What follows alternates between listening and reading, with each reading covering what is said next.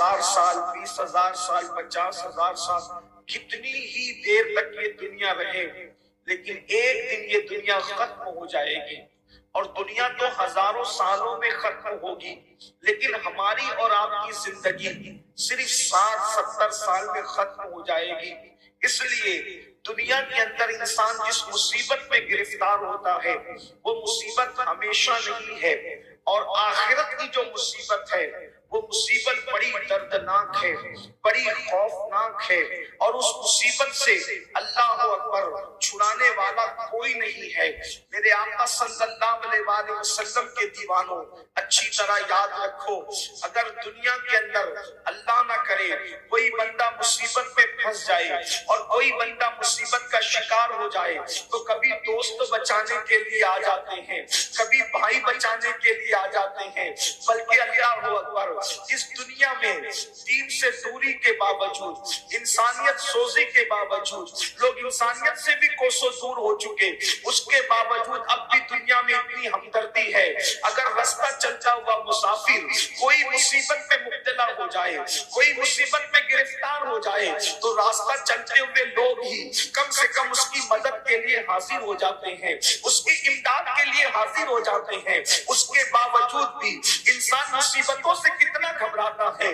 کوئی نہیں چاہتا کہ مجھ پر مصیبت آئے، کوئی نہیں چاہتا کہ مجھ پر بلائیں آئے، کوئی نہیں چاہتا کہ میں پریشان ہو جاؤں، اور اللہ سے دعا کرتا ہوں اللہ اکبر دور نزدیک سے آنے والوں، اللہ ذکر رسول کی محفل کے صدقے ہمیں اور آپ کو ہر مصیبت سے بچا لے، ہر تکلیف سے بچا لے، ہر بلا سے بچا لے۔ لیکن اللہ اکبر اب ذرا توجہ فرمائیں، جب دنیا کی مصیبتوں میں کبھی دوست مدد کرتا ہے، کبھی ماں مدد کرتی ہے، کبھی باپ مدد کرتا ہے، کبھی بھائی مدد کرتا ہے، کبھی بیٹے مدد کرتے ہیں، کبھی بیوی مدد کرتی ہے، کوئی نہ کوئی مدد کے لیے آ جاتا ہے، تو بھی دنیا کی مصیبتیں کتنی تکلیف دہ ہیں۔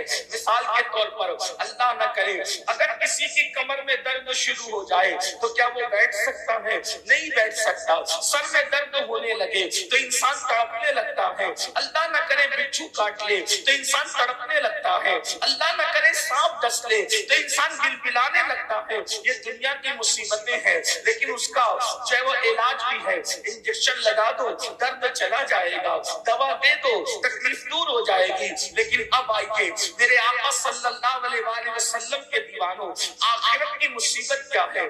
آخرت کی مصیبت کو عذاب الہی کہتے ہیں، اللہ کا عذاب کہتے ہیں، اللہ کی پکڑ کہتے ہیں۔ اور اللہ اکبر اللہ کا عذاب جو آخرت میں تیار کیا گیا ہے، کن کے لیے تیار کیا گیا ہے؟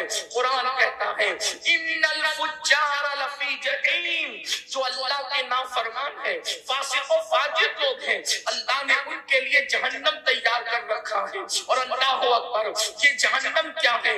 اللہ کے رسول صلی اللہ علیہ وآلہ وسلم نے ارشاد فرمایا کہ جہنم کے اندر آگ ہے، اور اس آگ میں روشنی نہیں ہے، اس کے اندر اگر پہاڑوں کو ڈال دیا جائے تو پہاڑ بھی پگھل جائیں۔